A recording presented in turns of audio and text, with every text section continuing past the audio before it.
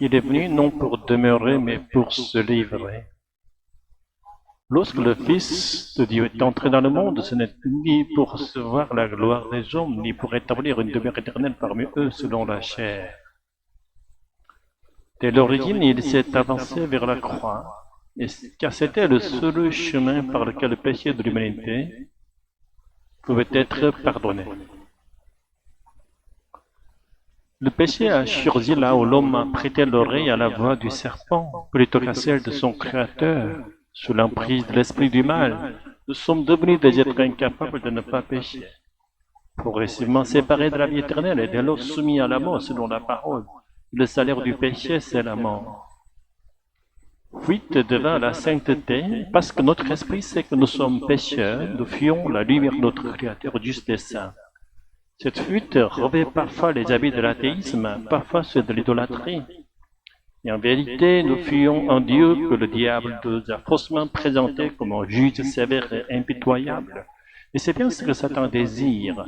L'homme rencontre Dieu non pas dans la miséricorde, mais dans la terreur du jugement. La bonne nouvelle ou une invitation divine. L'évangile, ce n'est pas Dieu.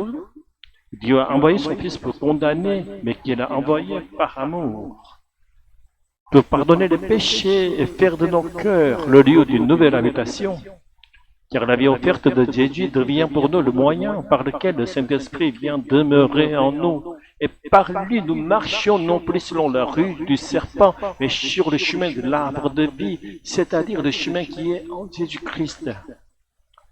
Et sur cette voie, nous pouvons dès à présent goûter à la joie du royaume, et car notre vie terrestre devient déjà en Christ l'icône du paradis à venir, le Dieu sauveur révélé en Jésus-Christ. Ceux qui sont en Christ ne reconnaissent plus Dieu comme un juge, mais comme le Dieu sauveur. C'est pourquoi nous pouvons confesser avec foi que la foi seule en Jésus-Christ suffit à nous sauver, car le chemin qu'il a ouvert est le chemin de la foi seule.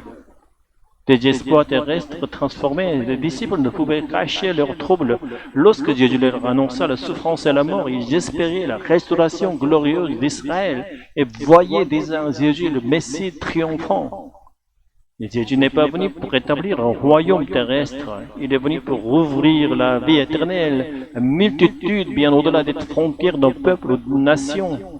Le sacrifice parfait une fois pour toutes, conformément aux figures de l'ancienne alliance, Jésus s'est offert à une victime expiatoire, accomplissant dans son corps le mystère du pardon.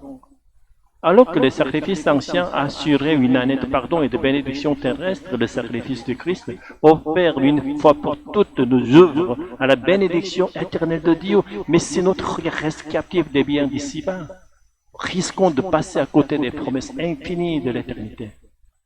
La croix, purification de notre conscience. La croix n'est pas un apaisement de la colère divine, mais une purification profonde de notre conscience. Elle nous permet de rencontrer Dieu comme Père et Sauveur, non comme juge. Elle nous ouvre à la vision de l'éternité, nous libère de l'attachement maladif à cette vie, et fait de nous des pèlerins du royaume à venir. Dans la lumière de la vie éternelle, nous devenons capables de pardonner, d'aimer, de renoncer, car nous savons que les biens de ce monde passeront tant que l'amour ne passera jamais. Une séparation féconde. Jésus annonce à ses disciples sa séparation sur leur avantage. Ce n'est pas une consolation humaine, mais une parole de vérité. Car une fois élevé à la droiture du Père, il enverra son esprit, et par cet esprit, il habitera en nous. Les disciples deviendront alors des êtres porteurs de la présence divine, rendus capables de rencontrer le Christ glorifié dans l'intimité de leur esprit renouvelé. Vous vous interrogez sur ce que j'ai dit? Encore un peu de temps et vous ne me verrez plus, et encore un peu de temps, vous me reverrez. Face à face d'amour, il ne s'agit pas simplement de nous tournant vers Jésus, mais de Jésus lui-même, nous regardant comme il a promis, je vous reverrai et votre cœur se réjouira. C'est dans cette relation mutuelle et vivante, ce face-à-face d'amour que réside notre joie indéfectible. Et cette joie, ce lien vivant avec le Christ, nul ne peut le ravir tant que nous demeurons dans l'esprit et que nous regardons le Christ qui nous regarde. Notre salut est inébranlable comme le roc. Ni la hauteur, ni la profondeur, ni aucune autre créature ne pourra nous séparer de l'amour de Dieu manifesté en Jésus-Christ, notre Seigneur. Seigneur Jésus-Christ, toi qui es venu non pour être servi, mais pour te livrer, nous nous prosternons devant le mystère de ta croix et de ta résurrection. Tu as accepté de disparaître à nos yeux pour que l'Esprit bien habité les nôtres. Tu nous as promis que tu nous reverrais, non comme un juge, mais comme le Sauveur qui nous aime jusqu'à l'éternité. Nous te bénissons pour cette joie que personne ne peut nous enlever, car elle ne dépend ni des circonstances ni des mérites, mais de ton regard qui nous reconnaît comme tien.